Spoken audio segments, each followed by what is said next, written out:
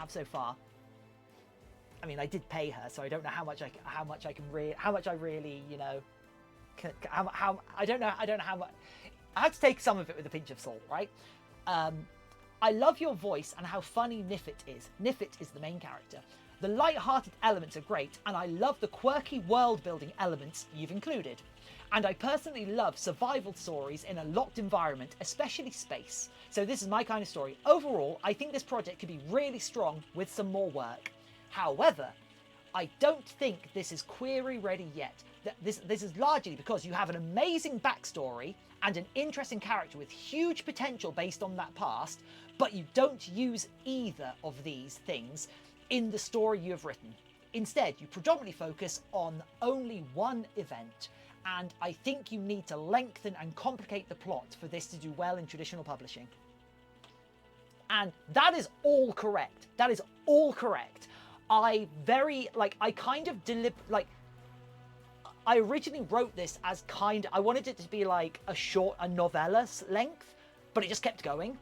And I kind of wanted to like slowly expand on the world in different things. I kind of wanted to expand on the world in like future book and whatnot. But this does need to like stand on its own, you know. So and then there's like, as a starting point, although I liked your opening, I'm wondering if it'd be better to go back and show us the scene where she ends the war.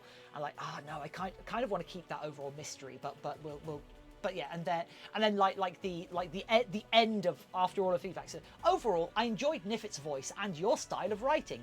I liked the basic premise of the story, and your writing was well executed.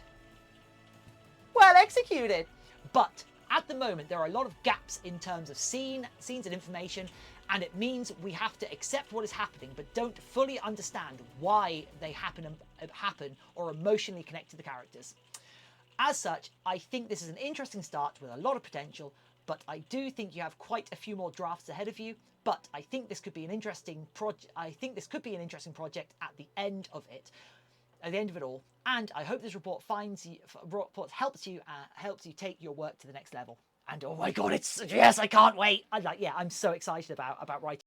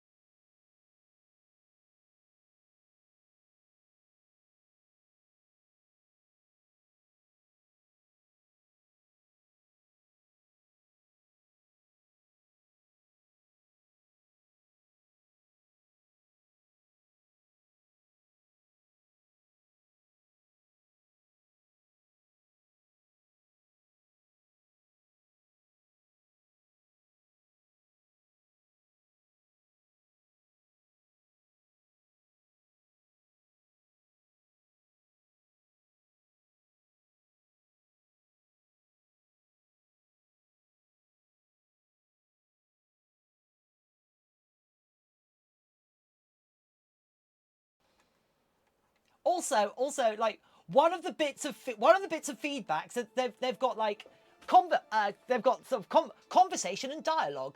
Nifit's voice is a clear strength throughout the book, but for a character driven book, I don't feel I knew much about the character, as there were no relationships, character arcs, or backstory The to deal Arctic with. trembles as Fuzziflander's thunderous roar unleashes a powerful thunderbolt, crackling with electric energy as Surinder retaliates with a dazzling display of psychic prowess, bending reality itself with its mind. But in a stunning twist, Fuzziflander's hidden ability activates, granting it immunity to psychic attacks, allowing it to land a decisive...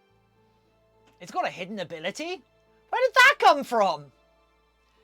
But yeah, so yeah, like Nifit and Nathan exist alongside each other, but are not close. Nifit is also the same at the beginning and the end of the book, where she was in danger, in pain, facing a tribunal, or having a cup of tea and a chat.